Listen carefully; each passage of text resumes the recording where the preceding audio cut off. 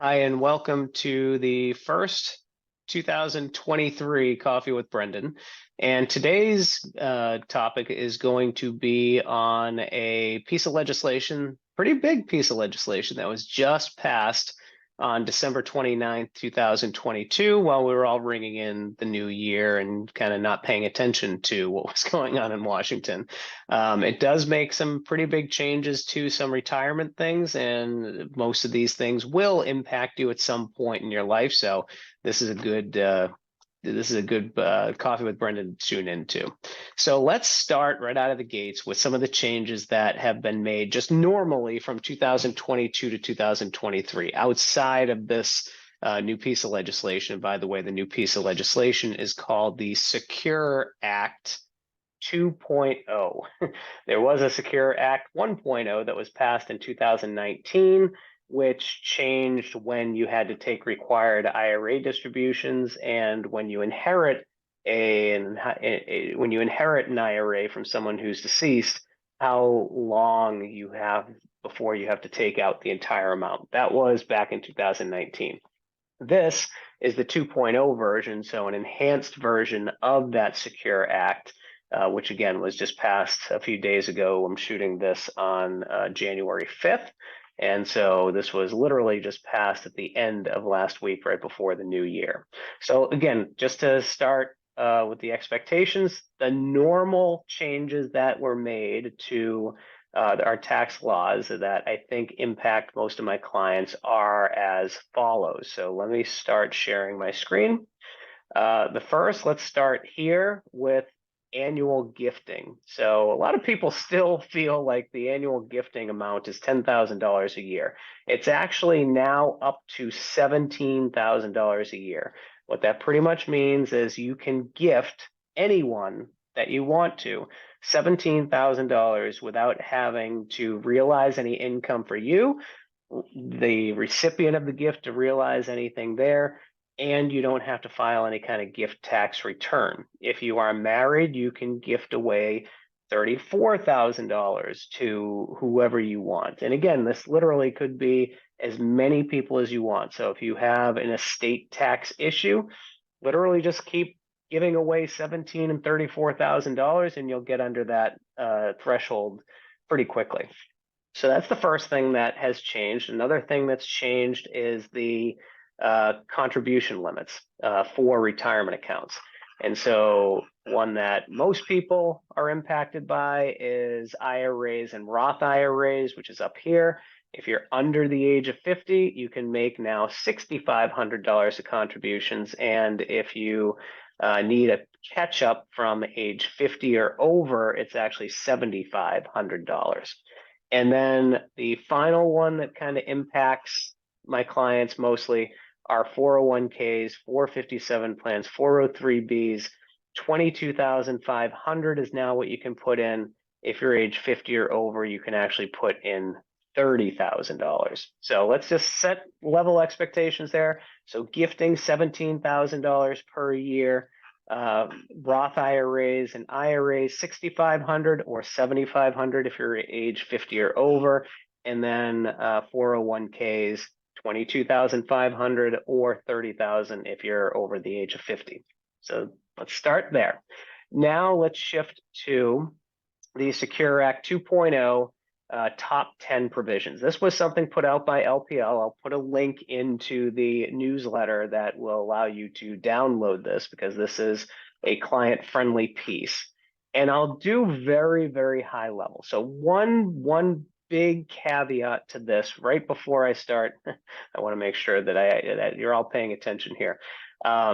These are very preliminary. So these are definitely, I'm going to show you the skeleton and generally speaking, what's in the plan. But just be aware that there's a lot of ambiguity here and people will slice and dice these till their heart's content. So I'll get into a little bit of that type of stuff where, there's an explanation needed to further break down some of these things. But with that said, just know that these rules are not set in stone as we sit here today. on January 5th, 2023. And there will be more notices from the IRS clarifying some things. So big disclaimer with what I'm about to present to you. So this is kind of hot off the presses, what we're looking at right now. So let's go back to this. So one of the big things that will affect a lot of my clients is this here. So required minimum distributions. Before Secure Act 1.0, everyone had to start taking required IRA distributions from their IRAs or 401ks before age 70.5. Now, there were a couple exceptions to that, but for the most part, once you turn 70.5, you needed to start taking withdrawals from your retirement accounts. That changed to age 72 with that 2019 Secure Act 1.0, but now they're changing it a little bit more so that if you, it all comes down to when you were actually born. So that's pretty much what's being shown here. So in 2023 and 2033, that age that you need to actually start taking your distributions changes from 72 to 73 and from 73 to 75 in 2033. So again, this is something that will be phased in. It all comes down to when you were born. So there's a little bit more detail to this. Another thing that's important is, one of the things that we've always really hammered clients on who are older and have to take these required minimum distributions is that if you don't take your required minimum distribution, you're hit with a 50% penalty. Well, now they're actually changing it so that's not 50, but it's 25%. And if you correct it and take the distribution, then you will be able to reduce that to 10%. Now, again, the specifics associated with that is challenging. So I'll just say that. But long story short, the penalties have gone down. Another piece of this, another element that I think impacts a lot of my clients is those catch-ups. So in other words, I had mentioned that with the 401k, there's a $7,500 catch-up if you are over the age of 50.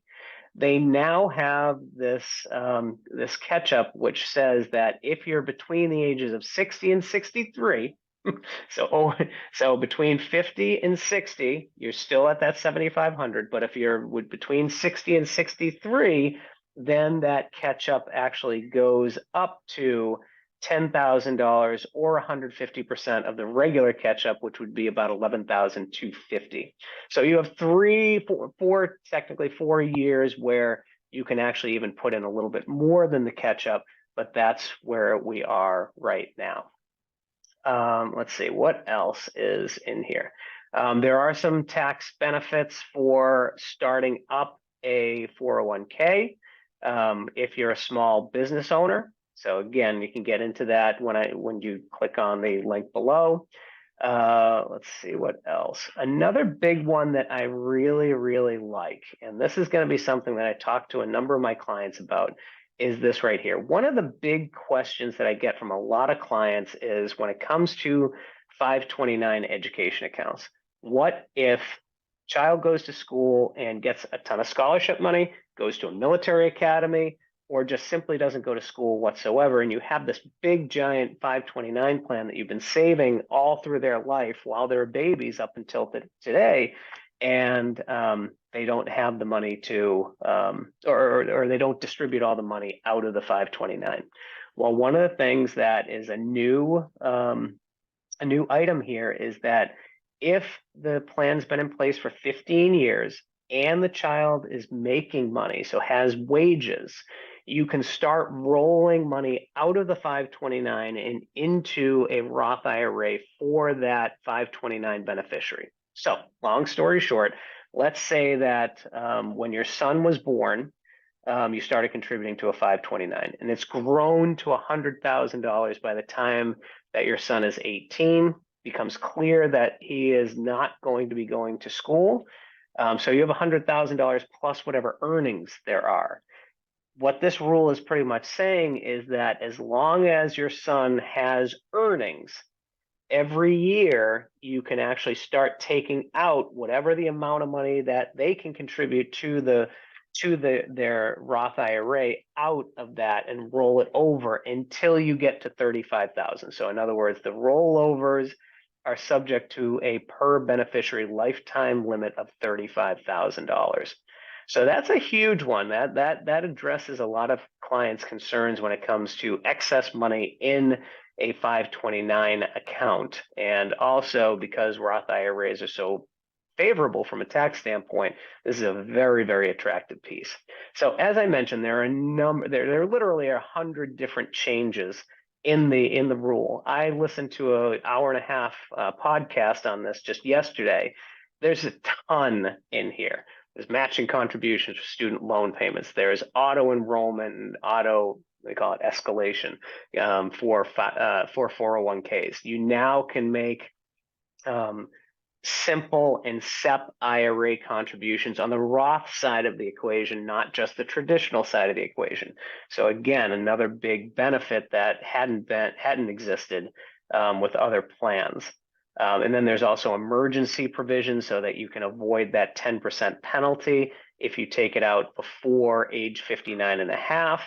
And then again, coming back to the Roth IRA, they're definitely very pro Roth IRA in this. They're pretty much allowing matching contributions to go in on a Roth on the Roth side of things, not just the traditional side of things.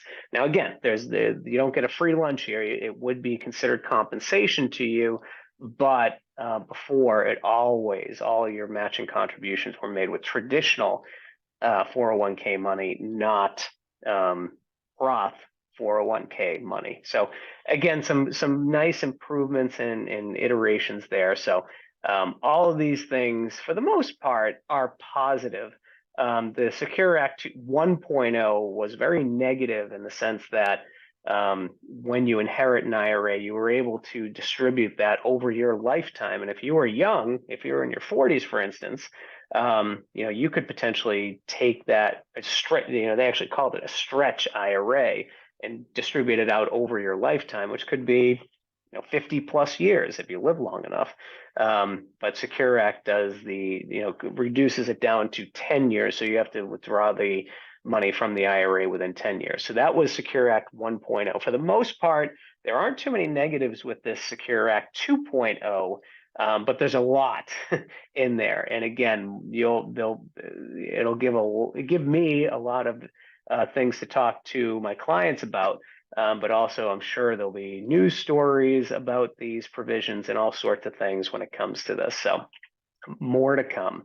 But I did want to just give you some highlights on some of the changes that are being made, just basic ones from 2022 to 2023 with some of those contribution limit changes, but then some of these bigger legislation changes that have come through the Secure Act 2.0.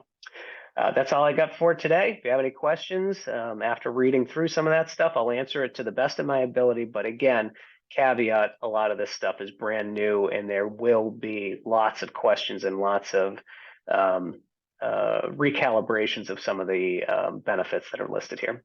Thanks so much, and I look forward to our next Coffee with Brendan. Take care.